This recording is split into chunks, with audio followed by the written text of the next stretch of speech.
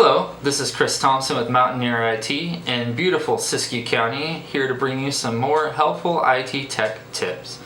We're on a security focus this few weeks, and I wanted to talk about password security and why it's important to have complex passwords and passwords that you remember at the same time. So there's a couple different ways that hackers can get your password from you.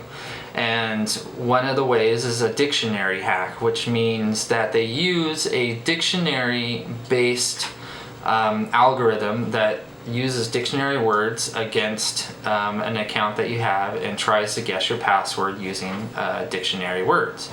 So if you use a word that is simple, that is from a dictionary, a word that is in the dictionary, then it would be very easy for them to hack, minutes almost if they wanted to. Now there's also another way that they can hack is brute force. And what that does is it just guesses random characters until it finds the right combination that gets into your account. They can also do a combination of both where it's doing brute force and dictionary words at the same time. It expedites the hacking process. Now, why it's good to know this is because if you have a longer password, it's a lot harder for a brute force hack to get your password. The longer the password, each additional character you add exponentially adds the time it takes for the brute force password hack to find the right combination. No matter what kind of combination password it is, a brute force will figure it out, but how long will it take to figure it out? And that's why you want a longer password, because you're just trying to make it so that the hacker loses interest. They just can't hack it, if it takes centuries to hack.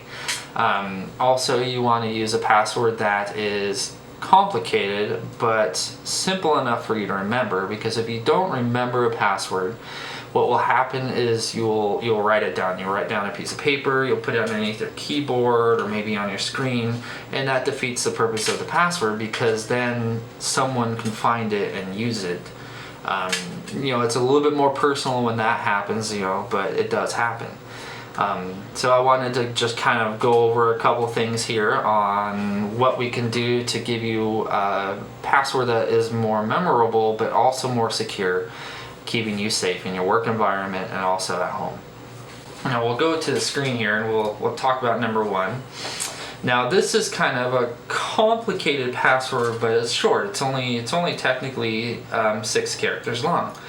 Now, why this is not really secure because it's being short, but it's still special characters, is that the brute force password would be very quick to just figure it out. And there's a really cool program, and I can send it in the link, that you can use to see if your passwords are secure. So the short guy would only take 3 hours to hack. Now this guy here, number 2, it's longer, but it's really complicated. I don't know about you, but I would never remember this. I'd have to write it down, I'd probably stick it on my keyboard, and then someone will figure it out anyway, right? But with it being as long as it is, you can see the difference on how long it would take to hack. This guy is going to be, over 10,000 centuries to hack. I don't know about you if you're a hacker, but I'm not going to wait 10,000 centuries to hack someone's password. Just not going to happen. I think I'll get a little gray in my beard by the time that's done.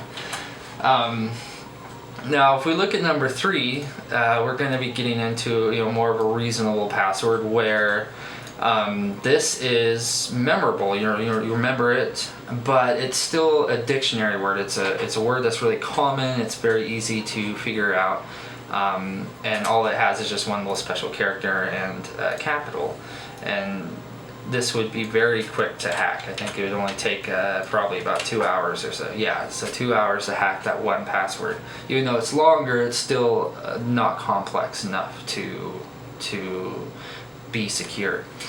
Now if we look at this guy, it's still complicated, but it's still memorable as well because it's still Mountaineer, but I use special characters in place of letters, and I kind of, you can do this for yourself. You create like a mental key on, like, you know, if it's zeros or if it's O's, you replace them with zeros. You know, if it's E's, you replace them with threes, or, you know, you kind of come up with a little bit of a key for all your passwords, and it makes them a lot more complicated, makes them harder to guess.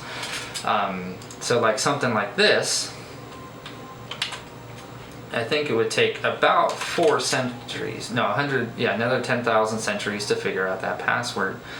You know, it's a lot more secure, but I'll remember it, and I would end up most likely not having to write it down because I'll remember the password, and it's much more secure that way. So it's long, it's complicated, but it's also memorable at the same time. Now, when it comes to like communicating your password to someone, either, you know, via email or a chatting program, there are some quick rules I'll go over that I would highly suggest.